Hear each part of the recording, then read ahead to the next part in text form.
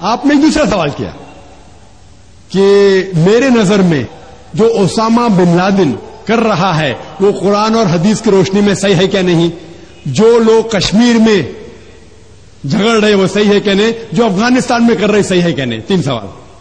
ایک سوال کے 3 حصے. میں پہلے کا جواب تو دے چکا ہوں, شاید آپ نے نہیں سنا کہ اسامہ بن لادن قرآن اور حدیث کی روشنی میں صحیح کر رہا ہے کہ نہیں. میں تو اسامہ بن لادن سے ملا ہی نہیں. آپ ملے ہوئیں گے, میں نہیں ملا. اللہ تعالیٰ فرماتے سورہ حجرات میں سورہ نمبر 49 آیت نمبر 6 میں, جب بھی کوئی آپ کو انفارمیشن کوئی چیز معلوم پڑتی ہے, خصوصاً اگر فاسق کے ذریعے ہے, تو اس کی تحقیق کرو. مجھے پتا نہیں, جو یہ CNN کہہ رہی ہے کہ اسامہ بن لادن نے WTC کو گرایا, اسامہ بن لادن تو کہتا میں نہیں گرایا. تو نہ میں اسامہ بن لادن سے ملا, تو میں یہ بھی نہیں کہتا اسامہ بن لادن قرآن حدیث پہ ہے یا نہیں ہے. اللہ عالم, اللہ عالم. اگر ہے تو جنت میں جائے گا, نہیں ہے تو نہیں جائے گا. مجھے ضروری نہیں کہ اسامہ بن لادن سے ملنا میرا فرض ہے, ٹھیک ہے نا. وہ آخرت کے دن میں فیصلہ ہو جائے گا. اللہ تعالیٰ آپ سے بھی نہیں پوچھے گا کیا وہ مجاہد تھا کہ دہشت گرد تھا, تو اللہ تعالیٰ فیصلہ کریں گے. سوال نمبر 2 کہ کشمیر میں جو لوگ جھگڑ رہے ہیں کیا وہ قرآن اور حدیث کی روشنی میں ہے کیا نہیں. میں کشمیر میں لاسٹ ایئر 2003 میں تقریباً 1 سال پہلے گیا تھا. آپ دیکھتے کہ کشمیری لوگ الگ الگ وجہ کے لیے جھگڑ رہے ہیں. اگر وہ وجہ قرآن اور حدیث سے صحیح ہے تو صحیح وجہ, اگر خلاف ہے تو خلاف ہے. یہ کہنا کہ سارے کشمیر قرآن حدیث کے اوپر ہے یا سارے کشمیر نہیں ہے, یہ بالکل غلط ہے. کچھ لوگ قرآن اور حدیث کی روشنی میں جدوجہد کر رہے ہوں گے تو صحیح جہاد کر رہے, کچھ لوگ اپنے ذاتی فائدے کے لیے ایک دوسرے کو قتل کر رہے, وہ بالکل غلط ہے. تو ہم دیکھتے ہیں کہ کئی بار کئی لوگ اپنے ذاتی فائدہ اپنا بنا لیتے ہیں. تو میں یہ نہیں جانتا ہوں خصوصاً کون کشمیری کیا کر رہا ہے. تو اسی لیے یہ کشمیر عام لوگ قرآن حدیث پہ عمل کر رہے کیا نہیں, آپ کو اس سے پوچھنا چاہیے جو پالیٹکس کے اندر ایک ماہر ہے. اللہ تعالیٰ فرماتے سورہ نحل میں سورہ نمبر 16 آیت نمبر 43, اور اللہ تعالیٰ فرماتے سورہ نمبر 21 آیت نمبر 7 میں فَاسْأَلُوا أَهْلَ الذِّكْرِ إِن كُنتُمْ لَا تَعْلَمُونَ. اس سے پوچھو جو اس فن کا ماہر ہے. میں پالیٹکس کے فن میں ماہر نہیں ہوں, میں دائی ہوں. تو کس طریقے سے جواب دینا غیر مسلم کو بولوں گا, لیکن پالیٹکس میں کشمیری لوگ کیا کر رہے ہیں, افغانی لوگ کیا کہہ رہے ہیں, وہ میں نہیں کہہ سکتا ہوں. میں اس فن کا ماہر نہیں ہوں. اگر کہوں گا تو قرآن کے خلاف جائیں گا. آپ اس سے پوچھو جو ماہر ہے. میں اس فن کا ماہر نہیں ہوں, میں دعوتی میدان کا ماہر ہوں. آپ بھگوت گیتا کے بارے میں پوچھیے, رامائن کے بارے میں پوچھیے, ہندوازم کے بارے میں پوچھیے, عیسائیت کے بارے میں پوچھیے, یہ افغانستان کے بارے میں یا کشمیر کے بارے میں. میں اس فن کا ماہر نہیں ہوں, لیکن یہ جانتا ہوں میں کہ جہاں تک کہ افغانستان کا تعلق ہے, طالبان کا تعلق ہے, ہم دیکھتے ہیں CNN کے اندر کہ کئی بار BBC اور CNN میں دکھایا گیا کہ ایک طالبان ایک خاتون کو بے دردی سے مار رہا ہے. ارے طالبان خواتین کو مارتے ہیں ظالم لوگ. کیونکہ دائی ہونے کے حیثیت سے میں کئی ممالک کا دورہ کرتا ہوں. 2 سال پہلے میں ملیشیا میں گیا تھا. وہاں ایک شوہر اور بیوی سے ملاقات ہوئی جو ڈاکٹر تھے. بیوی گائنوکالوجسٹ تھی اور شوہر سرجن تھے. انہوں نے تقریباً 1 مہینہ افغانستان میں رہے, اور انہوں نے کہا مجھ سے کہ یہ جو ٹی وی میں دکھا رہے تھے کہ طالبان لوگ خواتین کو مار رہے, یہ بالکل غلط ہے. میں نے پوچھا آپ کو کیسا پتا غلط ہے؟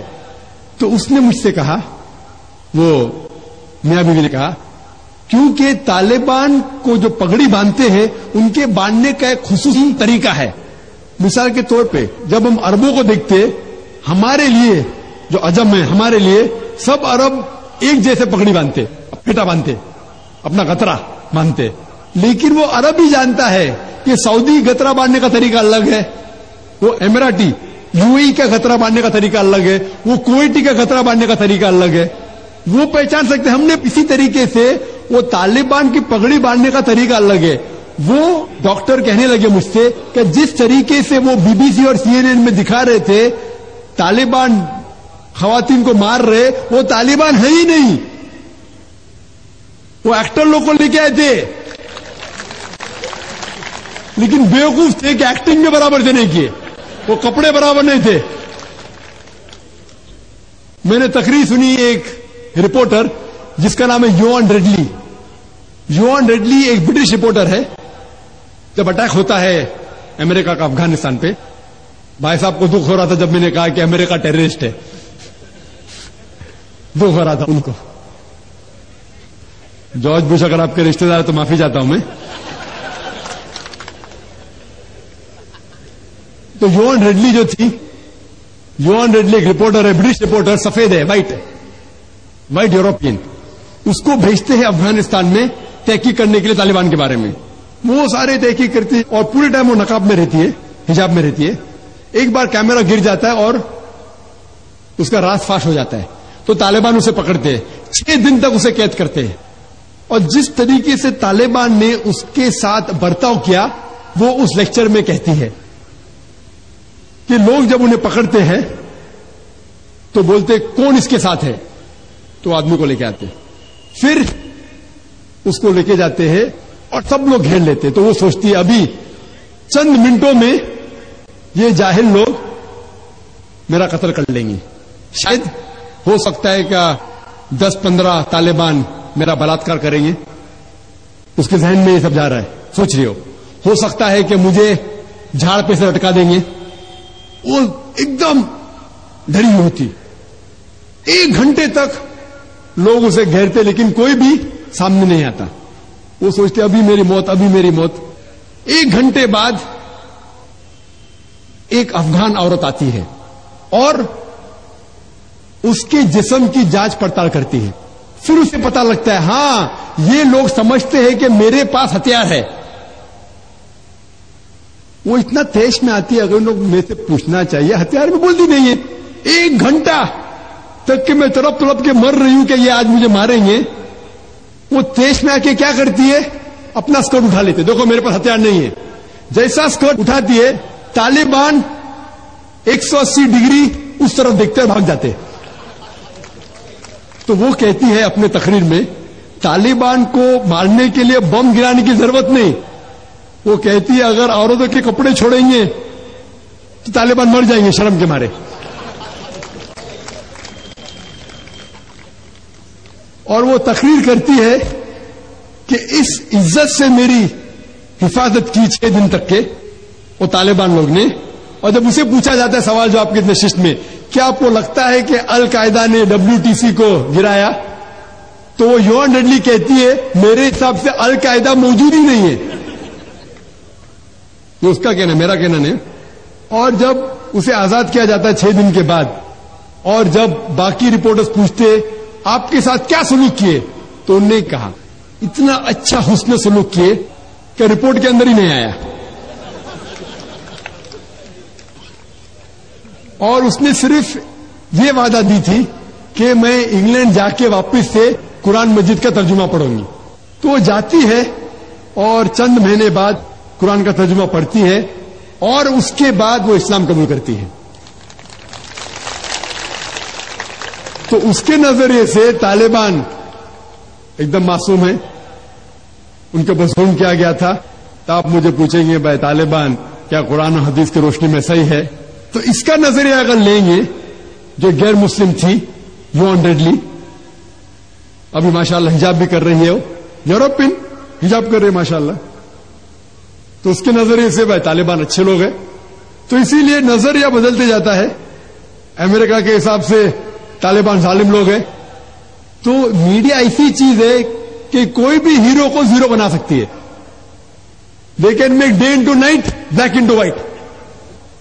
Day into night black into white hero کو زیرو بنا سکتی ہے، کوئی ولن کو بھی ہیرو بنا سکتی ہے.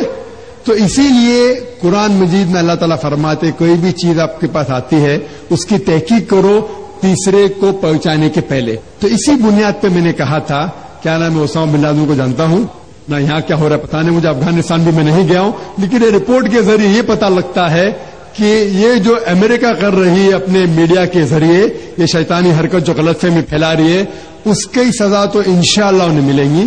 اسی لیے میرے نظریے سے جارج بش نمبر 1 ٹیررسٹ ہے. آپ کو دکھ ہوئے گا. جب میں لندن میں گیا تھا وہاں ایک تقریر کی اور میں جواب دیا تو ایک نوجوان اٹھ کے کہتا ہے کہ جارج بش کو ہم دعا کرتے ہیں کہ اللہ تعالیٰ اس کا قتل کرے. تو میں نے کہا میں تو یہ دعا نہیں کروں گا کیونکہ اللہ کے رسول نے تو دعا کی. جو سب سے زیادہ دشمن اسلام کے خلاف جو تھے محمد صلی اللہ علیہ وسلم کے دور میں دونوں کا نام تھا عمر. تو اللہ کے رسول نے یہ دعا کی کہ کم از کم ایک عمر کو ہدایت دے. تو میں یہ دعا کرتا ہوں کہ کم از کم اللہ تعالیٰ جارج بش کو ہدایت دے.